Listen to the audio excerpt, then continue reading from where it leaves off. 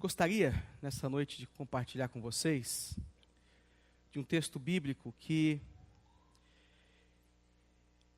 ele tem tudo a ver com o tema que nós estamos abordando nesses últimos 3 domingos, que fala sobre a presença de Deus. E o meu objetivo, e assim espero em Deus, conseguir... Pode baixar um pouquinho o retorno lá.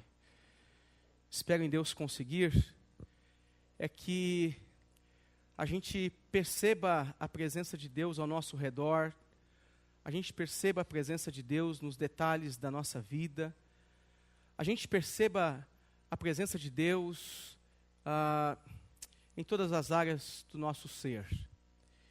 E eu quero compartilhar com vocês então o Evangelho de João, capítulo 4, versos de 1 a 15. Evangelho de João, capítulo 4, versículo 1 em diante.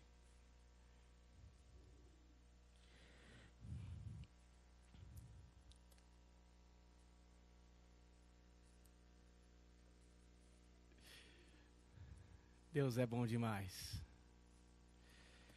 João capítulo 4, versículo 1.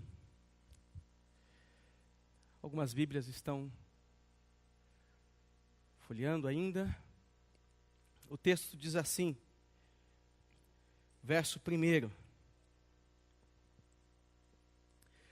Quando, pois, o Senhor veio a saber que os fariseus tinham ouvido dizer que ele, Jesus, fazia e batizava mais discípulos que João, se bem que Jesus mesmo não batizava, e sim os seus discípulos, deixou a Judéia, retirando-se outra vez para a Galiléia. E era-lhe necessário atravessar a província de Samaria. E chegou, pois, a uma cidade samaritana, chamada Sicar, perto das terras que Jacó dera a seu filho José. E estava ali a fonte de Jacó. Cansado da viagem, assentara-se Jesus junto à fonte por volta da hora sexta. Nisto veio uma mulher samaritana tirar água, e disse-lhe Jesus: dai-me de beber. Pois seus discípulos tinham ido à cidade para comprar alimentos. Então lhe disse a mulher samaritana: como sendo tu judeu, pedes de beber a mim, que sou mulher samaritana? Porque os judeus não se dão com os samaritanos. Replicou-lhe Jesus: se conheceras o dom de Deus, e quem é o que te pede, dai-me de beber, tu lhe pedirias, e ele te daria da água viva. Respondeu-lhe ela: Senhor, tu não tens com que tirar, e o poço é fundo.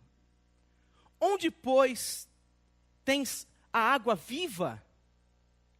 És tu, porventura, maior do que Jacó, o nosso pai, que nos deu o poço no qual ele mesmo bebeu, e bem assim seus filhos e seu gado? Afirmou-lhe Jesus: quem beber desta água tornará a ter sede. Aquele, porém, que beber da água que eu lhe der, nunca mais terá sede. Pelo contrário, a água que eu lhe der será nele uma fonte a jorrar para a vida eterna. Disse-lhe a mulher: Senhor, dai-me dessa água para que eu não mais tenha sede, e nem precise vir aqui buscá-la. Amém. Amém. Senhor Deus e Pai, é no nome de Jesus que mais uma vez eu oro. Eu quero te pedir, Senhor, que na sua infinita bondade, o Senhor venha falar conosco por meio da sua palavra, Senhor. A sua palavra que é tão poderosa, mexe com a gente, mexe com o nosso eu, com o nosso ser. Essa palavra que tem o poder de dar vida. Pai, por favor, por meio dela, fala conosco, Senhor. Que sejamos todos aqui, Pai, todos, Pai, todos tocados por Ti, Senhor, em nome de Jesus. Que a Tua presença seja percebida por cada um de nós, porque pela fé Tu estás aqui, Senhor. Nós acreditamos nisso, é por isso que nós nos reunimos, e é isto que nos move, Senhor. Pai eterno, usa a minha vida, Senhor, como um instrumento nas Tuas mãos, Pai, para a glória do Teu santo e bendito nome. Amém. Amém. Meus irmãos, quando eu pensava nesta pregação e orava pedindo a Deus que Ele falasse e me direcionasse, eu ouvi uma frase de um pregador que ela faz muito sentido. O pregador dizia assim: o relacionamento mais próximo que podemos ter de alguém, esse alguém se chama Deus. O relacionamento mais próximo que podemos ter de alguém, esse alguém se chama Deus. Ao longo dos nossos dias, por mais incoerente que seja essa afirmação que faço aqui nessa noite, a partir desta frase, eu quero que você pense, porque nós não escapamos o fato de que nós passamos o dia inteiro nos comunicando com Deus. Não tem ninguém aqui, nenhum dos senhores, nenhuma das senhoras, pode afirmar ou dizer: não, pastor, você está equivocado, eu não me comunico com Deus ao longo do meu dia. Exemplo. Nós levantamos e vamos para o trabalho, e ao longo do trabalho, você vê a chuva, as nuvens se organizando e a chuva vindo, o trem atrasando, e você diz: meu Deus, que o próximo trem chegue logo e eu não perca a hora. Exemplo, você está com uma certa indisposição física, ou com um certo problema de saúde, você, em algum momento do dia, você abaixa a sua cabeça ou fecha os seus olhos, e você diz: Deus, me ajuda. Se é uma dor de cabeça, Senhor, eu não aguento mais. Se é uma dor no corpo, Senhor, que dor, eu não vejo a hora de chegar em casa. Me parece que a pessoa que nós mais nos comunicamos ao longo do nosso dia, essa pessoa chama-se Deus. Goste você dessa ideia ou não, essa pessoa chama-se Deus. Você vai entrar numa reunião, você suspira e diz: Deus, me dá sabedoria, principalmente quando a reunião é difícil. Você vai fazer uma prova e você diz: Deus, me ajuda, me inspira nessa prova, Senhor. Me dá revelação e, se possível, visão de águia, Senhor. A gente fala com Deus, seja para o bem nosso, de algum jeito a gente fala com o Senhor. Que na hora que o professor abaixa a cabeça, Senhor, e eu consigo enxergar o oculto no meu amigo do lado.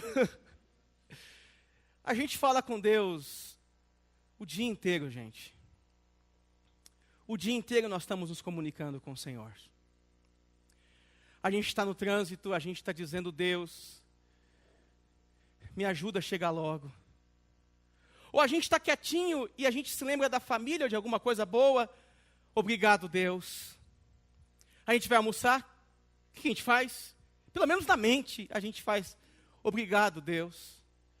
Me parece que essa relação com Deus, a gente alimenta ela o dia inteiro, à nossa maneira, do nosso jeitinho, da nossa forma.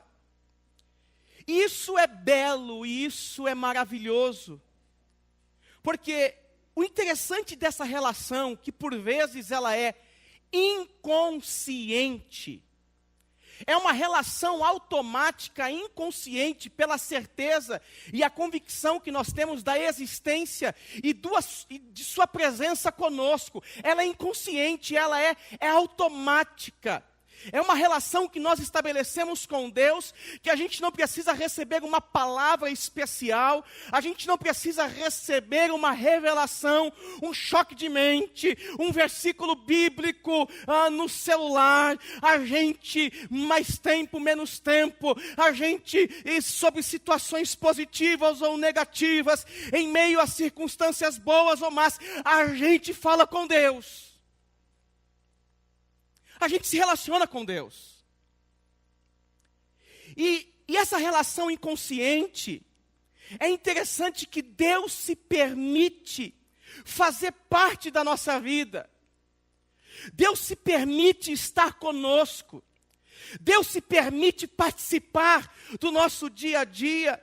E eu não vou dizer aqui somente que Ele se permite, mas eu quero afirmar aqui que Ele quer fazer parte das nossas vidas e do nosso dia a dia.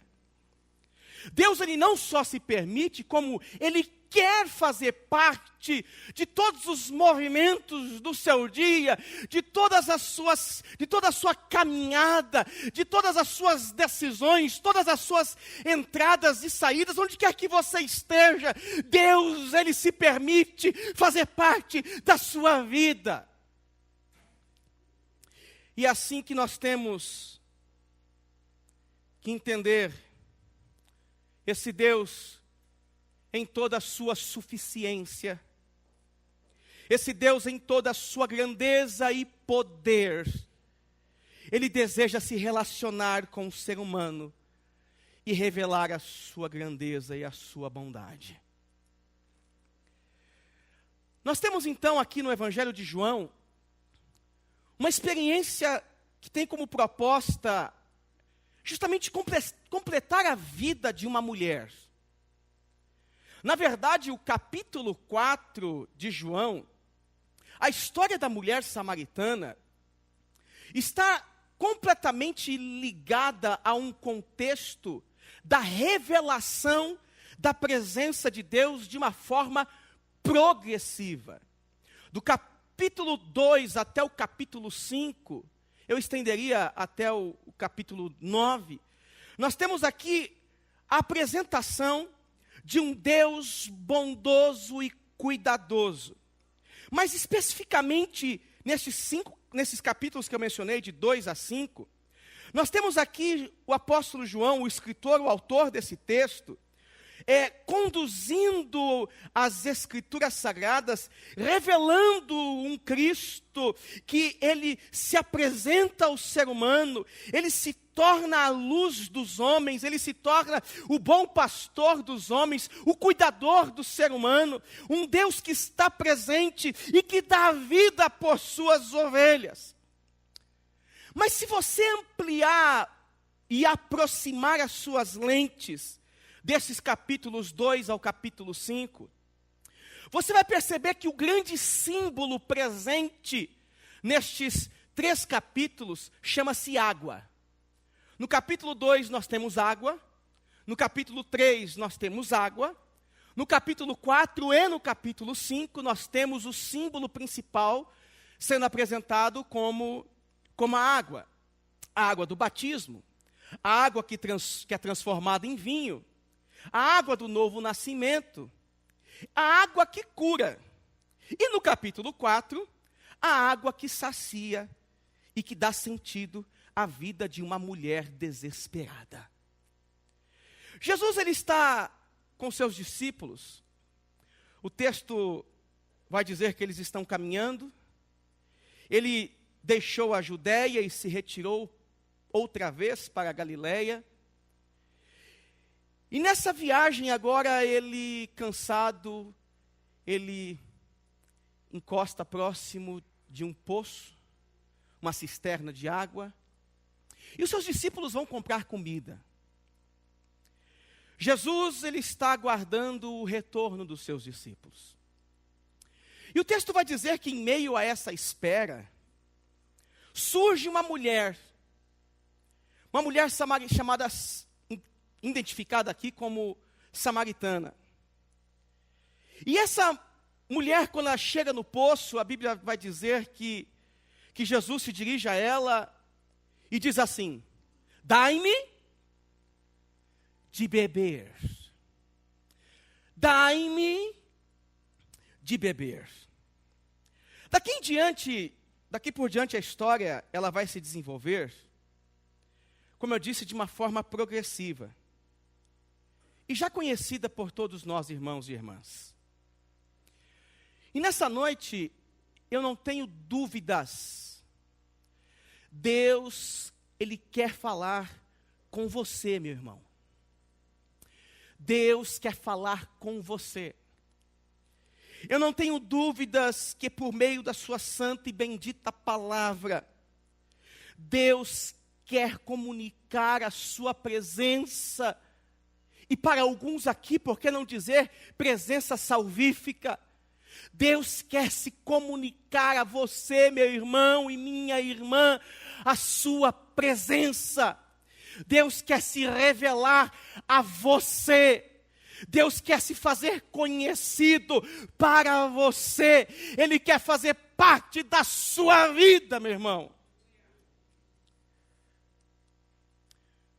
Por isso que a base do nosso tema nessa noite é a presença de Deus. Uma experiência que me completa. E a gente vai passar agora a observar algumas lições nesse texto de João, que nós podemos aplicar, então, para as nossas vidas. Quais são essas lições? Primeira lição, que passo a dizer a vocês. Nessa temática, então, a presença de Deus, ela me liberta das prisões da vida. A presença de Deus me liberta das prisões da vida. Vejamos o capítulo 4, versículo 7, por gentileza. Olha só com esse texto que nós já lemos e repetiremos agora a leitura. Nisto veio uma mulher samaritana tirar água. Disse-lhe Jesus: dai-me de beber, pois seus discípulos tinham ido à cidade para comprar alimentos. Então lhe disse a mulher samaritana: como sendo tu judeu, pedes de beber a mim? Perceba que o pouco que nós temos a respeito desta mulher, João registra apenas que ela é uma samaritana. Não existem outras informações a respeito desta mulher. No texto bíblico, nos evangelhos, não existe nenhuma outra informação a respeito desta mulher. De onde ela vem, o que ela estava fazendo, qual era a sua necessidade, quais eram as suas angústias, quais problemas que ela estava inserida. Não existe nada que possa ser dito a respeito desta mulher. Apenas o registro de João, que fala que ela era uma mulher samaritana que vinha retirar água de um certo poço, chamado poço da região que Jacó deu a José. É isso que nós temos no texto. Contudo, esse texto vai mostrar que quando Jesus pede água para essa mulher logo ela se encarrega de levantar os muros da diferença. Logo ela se encarrega de levantar as barreiras que ela tinha contra o próprio Cristo, por ser um judeu, impostas por seus antepassados, imposta por seus patrícios, por sua nação, imposta por aquilo que ela nem sequer tinha feito parte. Apenas ela herdou, mas era suficiente para ela levantar os muros da diferença e dizer diretamente, sem meias palavras, para Jesus: como é que você, sendo judeu, pode falar comigo que sou samaritana? O texto está registrando apenas isso, então não vamos falar além disto. Nós não temos um diálogo, boa tarde, tudo bem com o senhor? Tudo bem com a senhora? De onde que você é? Nós temos aqui um diálogo direto e reto. Como é que você pode falar comigo, eu, samaritana, e você, um judeu? A gente percebe que, enquanto Jesus pede água, ele não só está interferindo e entrando em um aspecto da vida de uma pessoa que envolve a sua cultura e a sua religião, como também agora ele vai começar a propor a queda dessas barreiras. E Jesus também não só propõe a queda das barreiras, como também ele elimina a superioridade que os judeus tinham em relação aos samaritanos, porque ele é judeu, ele é homem, aquela é uma mulher, e ele agora se dirige a esta mulher, pede água para beber, rompendo, eliminando com esse espírito de superioridade a respeito desta mulher samaritana ou dos samaritanos. Jesus está abrindo os portões na vida dela. Jesus está escancarando a vida dela. Porém, ela tem muita dificuldade de entender o que está acontecendo.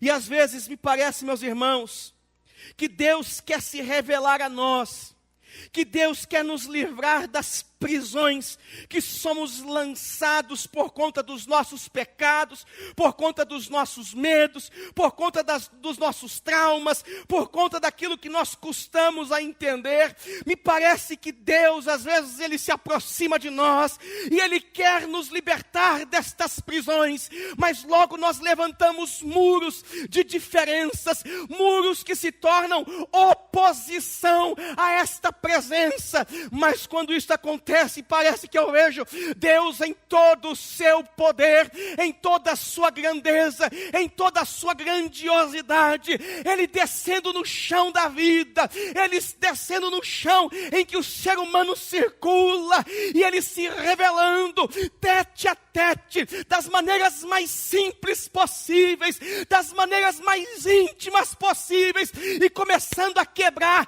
aquilo que nós colocávamos como oposição a Deus, e Ele entra em nós e muda as nossas vidas.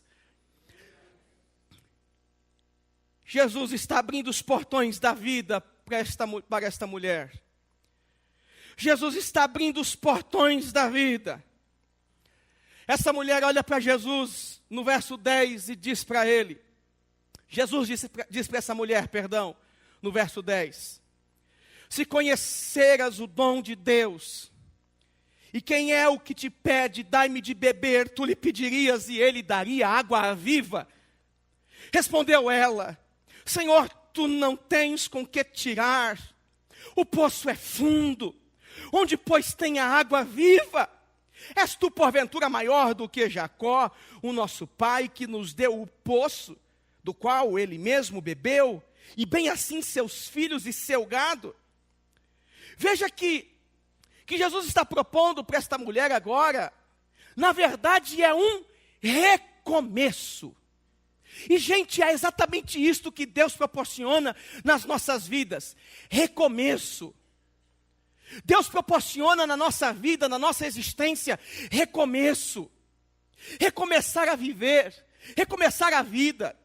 Recomeçar todas as questões da nossa vida a partir de uma outra visão, a partir de novas práticas, a partir de novos ideais. O que o Senhor está propondo na vida desta mulher é um recomeço, mas ela custa compreender. Essa mulher tem dificuldade de sair da sua compreensão superficial da vida. Jesus está dizendo a ela, se conheceres o dom de Deus, e quem é o que te pedes, dá-me de beber, tu lhe pedirias, e ele te daria a água viva. Dificuldade de compreender. Parece que o autor de João, ele vai relatar um episódio semelhante. no capítulo 3 do Evangelho de João.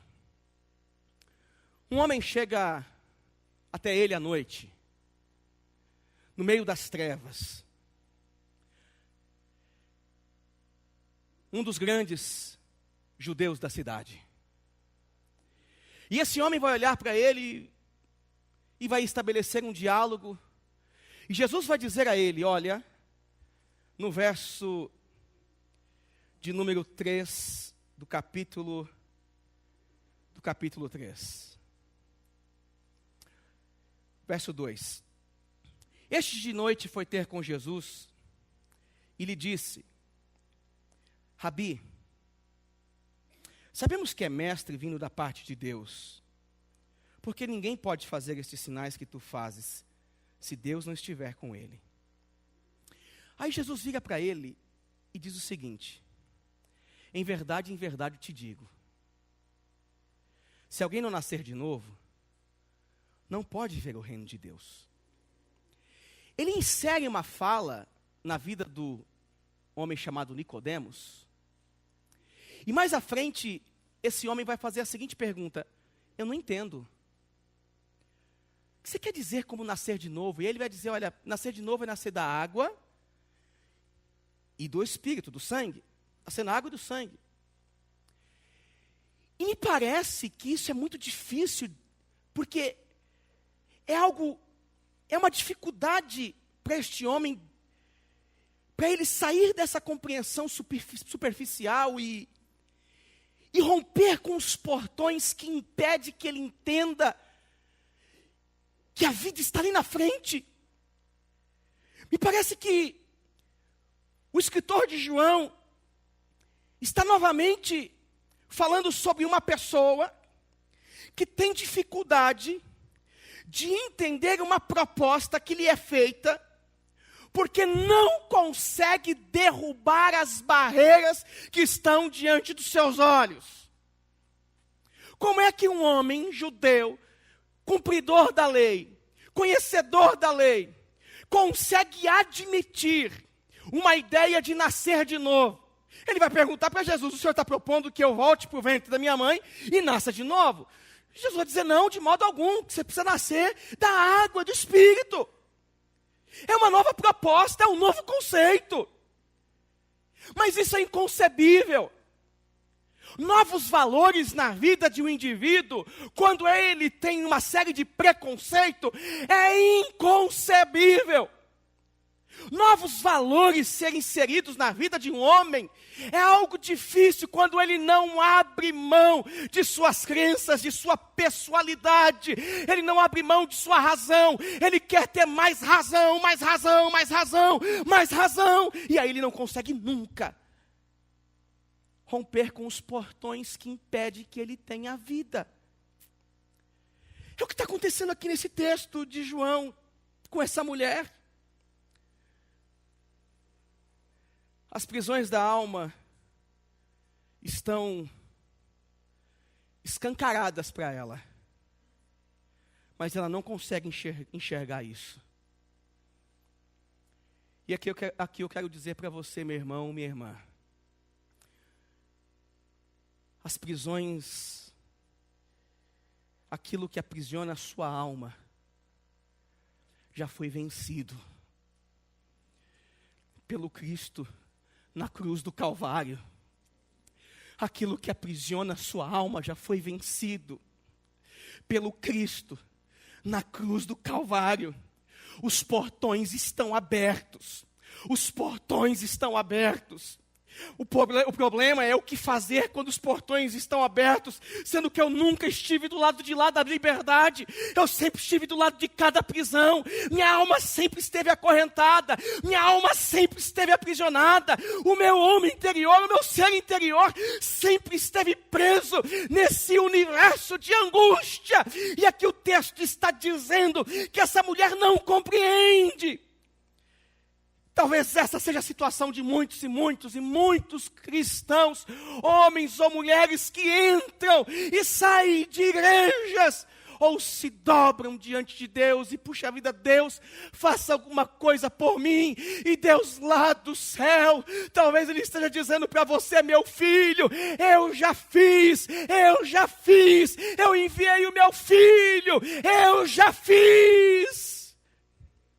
Bendito seja o Deus e Pai do nosso Senhor e Salvador Jesus Cristo, o qual já nos tem abençoado com toda sorte de bênção nas regiões celestiais. Ele já fez por meio do seu Filho, Jesus Cristo, o nosso Senhor.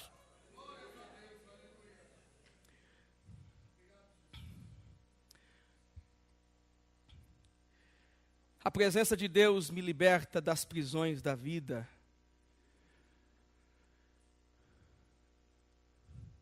E Deus me completa. Lembramos de uma certa mulher que foi pega em adultério, aprisionada. Ela passa a ser acusada por todos que estavam ali. Lançam ela na presença de Jesus. E agora perguntam: e agora, mestre? Rabi dos seguidores aí, o que vamos fazer com ela? Essa mulher estava em profundas prisões. Jesus Cristo olha para ela, olha para todos os acusadores dela e diz: olha, quem não tem pecado, que atire a primeira pedra. Naquele momento a Bíblia vai dizer que aquela mulher prostrada, ela não consegue identificar o momento que os acusadores dela já não estavam mais na sua presença. E quando os homens vão embora que estavam acusando ela, Jesus chama ela e diz: mulher, cadê os teus acusadores? Cadê as tuas prisões? Cadê as tuas prisões, mulher? Onde estão as tuas prisões? Quem é que está te aprisionando agora, mulher? Ela olha para o lado, mas cadê as correntes? Cadê as prisões? Pois é, nem eu te acuso. Vai. Você tem a oportunidade de recomeçar e viver a vida. Vai. Você tem a oportunidade de recomeçar e viver a vida. Vai! Você talvez se sinta aprisionado. Jesus quer te libertar, Ele quer entrar na sua vida. Ele quer te libertar. Primeiro, esse texto nos ensina exatamente isto. A presença de Deus me liberta das prisões da vida. Segundo, esse texto me ensina que a presença de Deus me revela um caminho de esperança. Vejamos que Jesus agora vai apontar para essa mulher samaritana e Ele vai lhe mostrar o que ela não conseguia ver. Jesus vai mostrar a ela um caminho de vida, um caminho de esperança. Vejamos o verso 13 e o verso 14 do capítulo 4 do Evangelho de João. O texto diz assim: afirmou-lhe Jesus: quem beber desta água tornará a ter sede. Aquele, porém, que beber da água que eu lhe der, nunca mais terá sede. Pelo contrário, a água que eu lhe der será nele uma fonte a jorrar para a vida eterna. Esse é o caminho que ao longo de sua vida, essa mulher talvez estava buscando, tentando encontrar. Um caminho que lhe desse esperança. Um caminho que lhe desse vida. Irmãos e irmãs, o ser humano está em busca desse caminho. Um caminho de esperança. E talvez você esteja como essa mulher samaritana. E hoje a palavra de Deus está te dizendo: quem beber desta água não tornará mais a ter sede. quem beber desta água não tornará mais a ter sede. Vejamos que se trata de um desafio, pois, ao encontrar um novo caminho, é necessário então ter coragem de entrar por este novo caminho e desfrutar daquilo que ele tem a oferecer. E esta é a proposta para esta mulher: coragem, coragem para viver o novo, coragem para experimentar a vida, coragem para experimentar o que ele está oferecendo, coragem. A presença de Deus é uma experiência que nos completa. Porém, ela é desafiadora. A presença de Deus é completa, mas ela é desafiadora. É desafiadora porque para nós sermos completos, significa que nós precisamos permitir que Ele nos preencha. Só que quando Ele nos preenche, Ele não divide espaço ou os espaços da nossa vida com aquilo que é destrutivo para o nosso ser. Ele não preenche, permitindo que algumas coisas em nossa vida permaneçam lá. Ele não divide o trono do nosso coração com outros deuses. Ele não divide o trono do nosso coração com outras relações. Ele não divide, ele preenche. Ele invade todos os espaços. Permitir é aceitar um novo. E é por isso que o escritor aos Hebreus disse que ele nos abriu um vivo e novo caminho.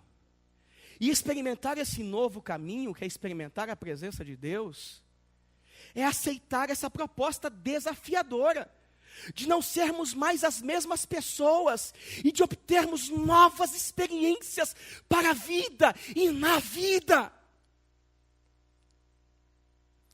Vejamos uma outra relação com o livro de João, a respeito de desafios. O capítulo 2 do Evangelho de João vai falar de uma certa festa. E festa é bom. Com comida boa, melhor ainda. Não é verdade? Festa é bom. Com comida boa, melhor ainda. Com bebida boa, sabe? Puxa, como é legal você participar de uma festa com coisas light, com lanche natural. Cadê o Helder? Helder! Amém, Helder? Só Deus, viu? Festa é bom, Du. Festa é bom. E o capítulo 2 fala de uma festa. Uma festa que, dado momento, alguém está desesperado porque o vinho está acabando. Não fizeram as contas, quanta gente de fato estaria na cidade, quantos visitantes estariam na cidade. Não fizeram a conta de quanta gente conhecia outro mais um tanto de gente, porque sempre festa tem esse negócio, né? Vai a cunhada, vai a sogra, vai o sogro, vai o primo de longe que chegou, eu não vou mandar embora, vou levar comigo na festa. E duvido o que ele vai dizer para não entrar. Então festa é esse negócio, que todo mundo entra, sempre cabe mais um. E aqui nós temos uma festa que, em um momento determinado, o vinho acaba. Jesus está com seus discípulos, com sua mãe. A mãe de Jesus vira para ele e diz: Jesus, acabou o vinho.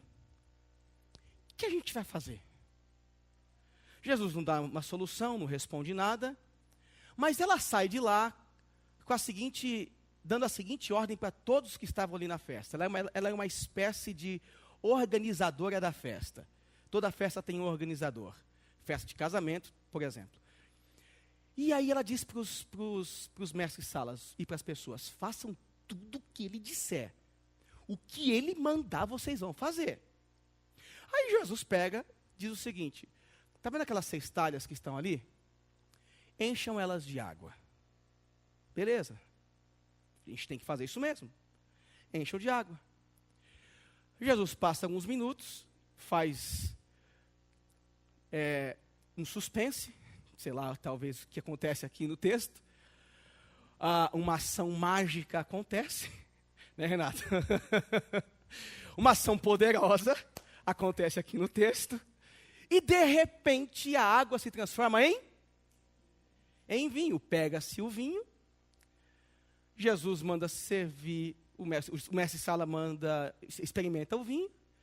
E começa a resenha, né? Poxa, os donos da festa, vou te contar, viu? Deixou o melhor vinho para o final. Poxa, puxa vida, não sei o que lá. Só que é festa de judeu. É festa de gente que faz 7 dias de celebração. Dias de celebração. Não é aquele negocinho que a gente faz hoje não, em salão, que a gente começa às 3 e tem que entregar o salão às 7. E acabou. No final só passa água. Não é assim que funciona nos salões, quando você contrata o buffet? Você contrata lá e no finalzinho só passa água. O que tem? Só água. E você vê um monte de Coca-Cola estocada na geladeira, é só água. E aqui essa festa não tinha hora para terminar, nem dia para acabar não. Só que o grande desafio vem agora por vir. Porque nós estamos falando de uma proposta desafiadora, uma nova vida. Para você experimentar essa nova vida, você precisa aceitar os desafios dessa nova vida. O capítulo 2 fala de um milagre. As talhas agora, os barris lá que estão cheios de água, se transformaram em vinho.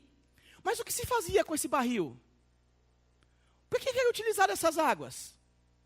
Essas águas faziam parte da cerimônia dos judeus.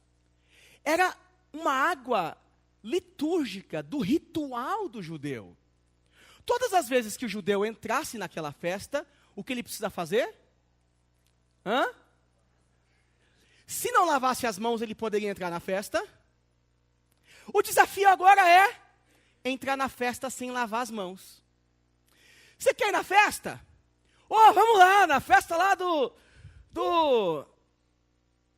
sei lá, do Fernando. Fernando da Priscila. Se casaram. Vamos lá. Aí chega na festa. Vamos entrar. Eita, nós. Está tocando lá um pancadão judaico. E aquela coisa abençoada. Coisa de crente. E aí, de repente, eles vão lavar a mão.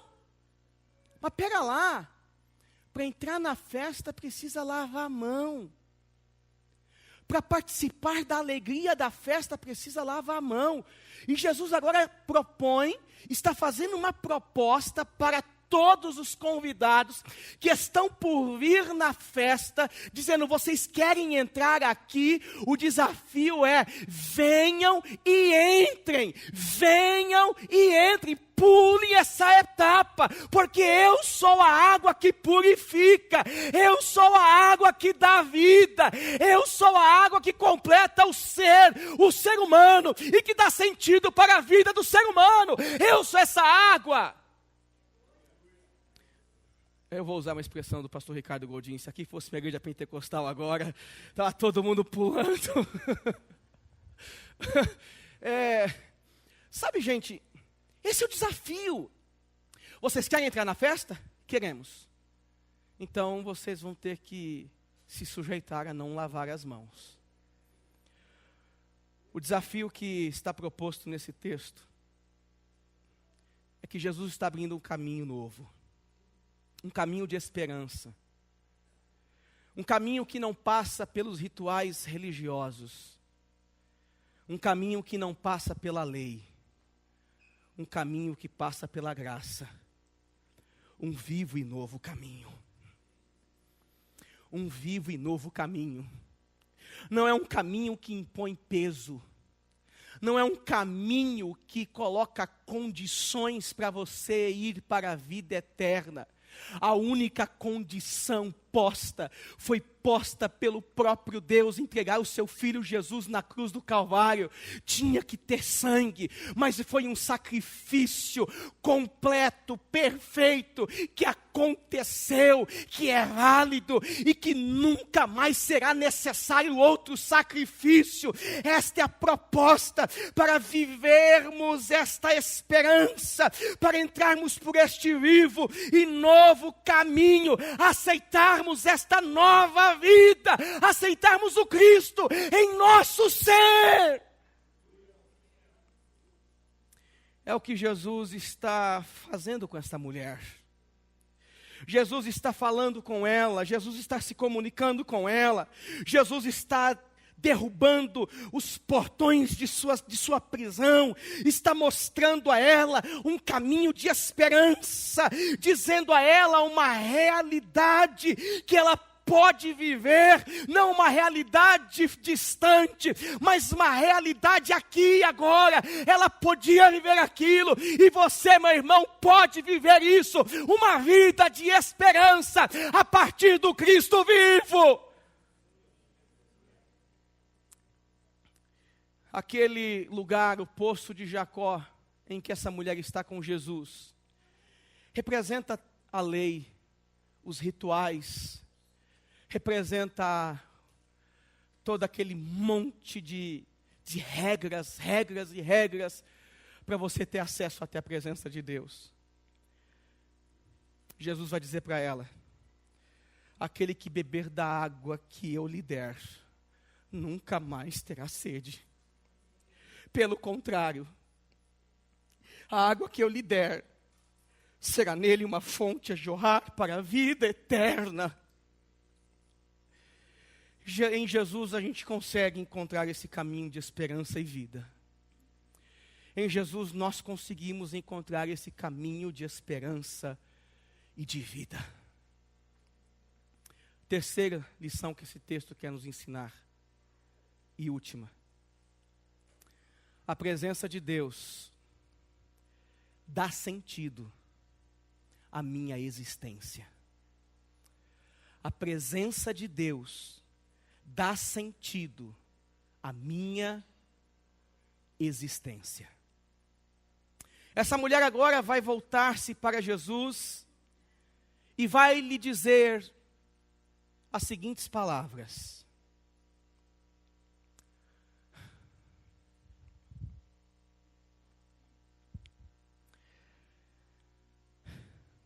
Senhor, dai-me dessa água, para que eu não tenha mais sede, e nem precise vir aqui novamente buscá-la. Senhor, dai-me dessa água, para que eu não tenha mais sede, nem precise vir aqui buscá-la. Entenda uma coisa, por favor, e eu estou finalizando aqui. Todo ser humano, todo homem ou mulher, possui um buraco do tamanho de Deus. Todo homem ou mulher possui um buraco na vida do tamanho de Deus. O que essa mulher está dizendo é: eu quero que minha vida tenha sentido. Eu quero que a minha vida tenha sentido. E chega um tempo na vida, irmãos, que nós entendemos que não dá mais para viver como se nada fosse suficiente. Chega um tempo da nossa vida que nós saímos sim para beber de águas que nos saciam. Eu quero te dizer em nome de Jesus, tenha disposição para entender que na presença de Deus, você pode se satisfazer dessas águas que jorram para a vida eterna, dessas águas que jorram para a vida eterna. É o que acontece exatamente no último episódio do Evangelho de João, nessa sessão do capítulo 5. em que um homem paralítico, há 38 anos aguardava a agitação das águas.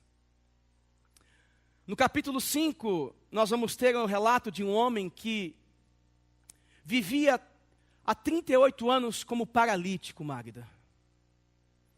Há 38 anos tentando achar sentido para a vida. Há 38 anos buscando uma melhora em sua vida. Só que ele aguardava a agitação das águas. Ele aguardava o anjo descer e agitar as águas. E esse anjo não descia e não agitava as águas de sua vida. Esse anjo não descia e não agitava as águas que iriam devolver a ele vida. E cá para nós, chega um momento da nossa existência que tudo que nós queremos é vida. A gente respira e busca vida. Nós gostaríamos de trabalhar, Antônio Carlos, e conquistar para de repente chegar num ponto e falar, eu quero vida agora. Esse homem não tinha ninguém que o ajudasse. Não tinha ninguém que tivesse misericórdia dele. Tinha ninguém que pudesse auxiliá-lo com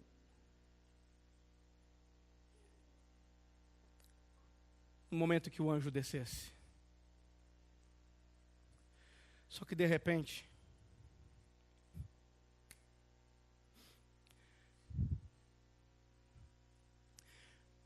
o anjo chega na vida dele.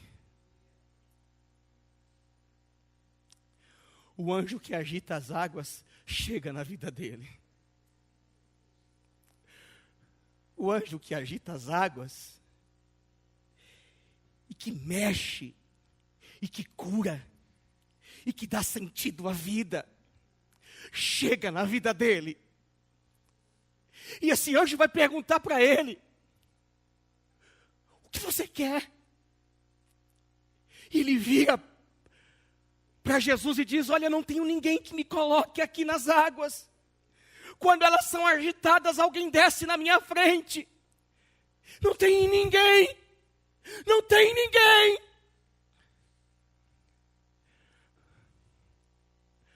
Quer ser curado? O anjo que agita as águas desceu aqui. Quer ser curado? O anjo que agita as águas desceu aqui hoje para você. Quer ser curado? Os judeus estão em festa. Os religiosos estão entrando no templo, mas o anjo desceu aqui hoje para vocês, e ele está dizendo para vocês, querem ser curado? Quero, toma a tua cama, levanta e anda. Mas andar para quê agora? É uma oportunidade de recomeçar a vida, é uma oportunidade de voltar para a sua família, é uma oportunidade de voltar para a sociedade, é uma oportunidade de fazer parte do todo, não somente estando à margem. Quando essa mulher percebe quem é que estava falando com ela, a Bíblia vai dizer que ela pega o seu cântaro de água, deixa ele, e sai dizendo a todos e todas que estavam ali naquela província, todos de seu meio de convívio, tem um homem lá, que é profeta, tem um homem lá, que disse tudo a respeito da minha vida. Ela vai dizer no verso 28, ela vai à cidade, e diz àqueles homens o seguinte, vinde comigo, e vede um homem que me disse tudo quanto eu tenho feito. E aqui, meus irmãos, eu não acredito que ela está apenas falando a respeito de curiosidade. Aqui eu acredito que essa mulher está falando sobre o sentido da vida. É como se ela tivesse encontrado aquilo que ela nunca antes encontrou e dissesse: venham comigo, venham ver, eu achei uma coisa que faz sentido. Venham comigo, venham ver, eu achei uma coisa que faz sentido. Venham comigo e venham ver, é um homem que falou todas as coisas da minha vida.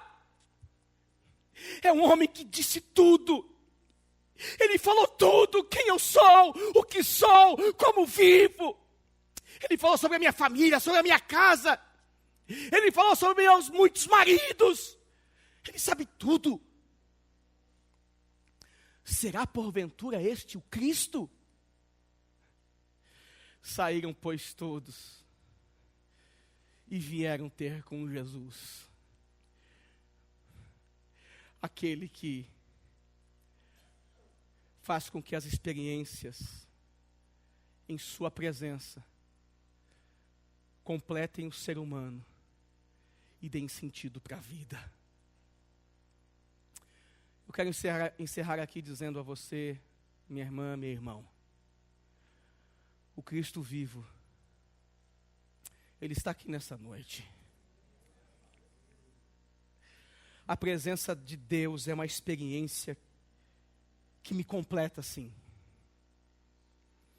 A presença de Deus é uma experiência que me completa sim. A experiência de Deus é uma experiência que faz sentido. E nessa noite entenda isso.